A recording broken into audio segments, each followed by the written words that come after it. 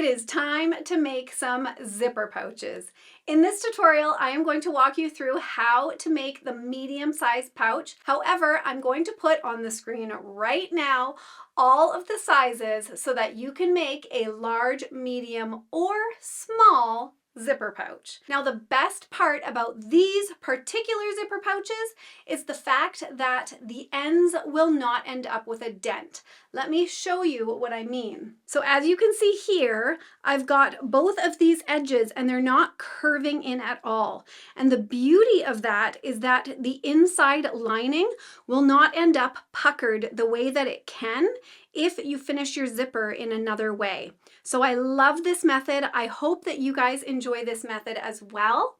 And if you enjoy making such simple zipper pouches, I think that you are going to love making my crescent pouches. I had a lot of fun making these, and I have to tell you, the lining in the crescent pouches are even nicer than the linings in my regular pouches. I will link to the pattern printout in the description down below. However, you do not need the pattern to be able to make the top trio. So let's jump on into this sewing tutorial and get started. This is my medium size zipper pouch. You will need 2 outer pieces of fabric cut at 8 inches by 10 inches. You will need 2 lining pieces of fabric also cut at 8 inches by 10 inches. Then you will cut 2 fusible fleece pieces at 8 inches by 10 inches. I like to use fusible fleece because there's glue on one side that you can attach to your outer fabric. You will also need an 8-inch zipper. Now the zipper is measured along the zipper teeth, so the extra zipper tape sticking past the zipper teeth is not included in that 8-inch measurement. You will also need 2 pieces of fabric cut at 2 inches by 3 inches. Double-sided hem tape is optional, and you will need a marking tool as well as some clips. Following your fusible fleece instructions, fuse the outer layers to your fusible fleece and make sure you feel that fusible fleece to make sure it is glue side up. It will definitely have a different texture. You will be able to notice. Quilt your outer panels however you wish. I like to quilt them using 1-inch lines, and as you can see here, I am using a Hera marker which just draws a crease into my fabric that I can follow with my sewing machine. You can easily use a chalk pen or even a water-soluble marking pen for this step as well. Once you've quilted your panels, just trim away the extra thread and move on to prepping the zipper. Take your 2 zipper tabs and fold them wrong sides together, creating a center crease. Then fold the outer edges in towards that center crease. Then trim the ends of your zipper so that there is only 1/2 inch of extra zipper tape sticking out past where the zipper teeth end. Then take your folded zipper tabs and insert the ends of your zipper into that folded edge and clip in place. Take these to your sewing machine and sew a top stitch along that inner edge of the fold. Do this for both ends of your zipper, and then trim those zipper tabs so that they line up with the edge of the zipper tape. Lay one of your quilted outer panels face up, and you will line up your zipper along the top edge with your zipper face down and centered along that top edge. I like to use double-sided hem tape for this. It is a washable hem tape, so once your project is washed, it's supposed to dissolve away. I don't really care whether it dissolves away or not because it will be hidden in your seam. I like to use this because it helps everything stay put, especially my lining. I find sometimes when I'm sewing my lining, it'll push my lining and stretch my lining. So I use double-sided hem tape to hold that zipper in place on the quilted panel, but then again, on top of that, I'll use it to hold my lining in place before I clip everything together. When you take this to your sewing machine, make a note as to where you feel the zipper is. Then you can sew towards the zipper, but give yourself a 1-inch to 2-inch gap where you stop the needle in the fabric, lift up the presser foot, and then you can pull that zipper out of the way before continuing along down that edge. Quick interruption here. I hope that you guys are enjoying the sewing tutorial so far. I have a question for you. I am very curious what you are planning on using your zipper pouches for.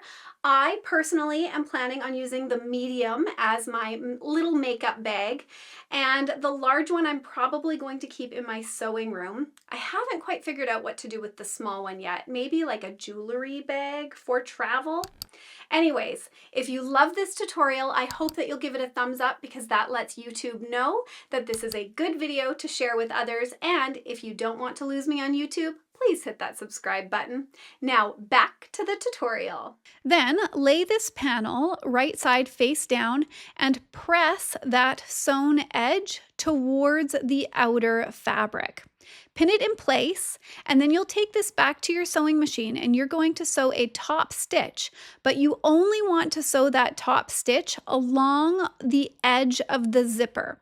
So you'll start where the folded zipper tab starts, and you'll sew all the way along to the end of the other zipper tab. You should be leaving yourself about a 1/2 inch space on both sides of that zipper. This is important because our seam later on is going to be a 1/2 inch seam allowance, and we don't want to sew over the ends of our zipper tabs. Once that seam is sewn, it is time to do all of these steps over again. So lay this section so that the lining is up against the panel. Grab your other panel and lay it right side face up, and then line the top edge of your zipper once again centered along the top edge of that quilted panel. This time I don't use double-sided zipper tape because I don't find my zipper is going to slide around on the panel, but I will add the double-sided zipper tape along the top edge so that my lining will stay put. Then lay your lining right side face down, clip along that top edge, bring it to your sewing machine, and sew a 1/4 inch seam allowance along that edge using a zipper foot, the same as the first time. Then open up all of your panels so that your second quilted panel is laying to the left and everything else is laying to the right. Fold that seam so that it is faced towards the outer panel. Press it in place, then pin it in place, and you will sew another top stitch along the other edge of your zipper. Once again, making sure that you're leaving those 1/2 inch spaces on either end of the zipper, and really just sewing that top stitch along the edge, starting at that zipper tab all the way along to end at the other end of the zipper tab. And now the very, very, very important step. You need to open up your zipper. You don't have to open it up all the way, but at least halfway. And now it's time to lay those outer fabrics right sides together and the lining fabrics right sides together. Clip them a little bit in place, but don't put clips on the corners because we are going to mark up our corners. Medium tote, you will mark a 1.5 inch square from all 4 corners and then trim those squares away. Then you can finish clipping around the entire project. Mark with a pin along the inner lining's edge. That way you are reminded not to sew across that edge. And as you clip along the zipper end's edge, you will look inside and be able to see the zipper tab. I just fold that towards the lining itself. The goal, of course, is that you are not going to be sewing over the edge of that tab. So you really don't have to worry about that. Just try to line up both of the outer panels together as best you can. Once you've clipped that in place, just feel for the end of that zipper tab and just draw a mark past that. That way, when you are sewing your 1/2 inch seam allowance around the entire project, you can visually see where the end of your tab is. That way, you can make sure you don't sew over it. Then take it to your sewing machine and sew a 1/2 inch seam allowance along all 4 straight edges. You will not sew across that 4-inch marked section on the bottom of your lining, as well as all 4 corners. Now it's time to make those boxed corners. So take a look at one of those square edges and open it up, trying to line those two outer seams up next to each other. Open up those seams and then clip it in place. And then I like to throw some clips along the outer edge as well. That way I'm making sure that that fabric will be nice and flat when I bring it to my sewing machine. Open up all four corners the same way. So you'll do the two corners on your outer quilted edge. Those corners are going to be easier. And then your lining is a little bit floppier, so it's going to be a little bit harder, but you're going to do the exact same thing, clipping everything neatly in place.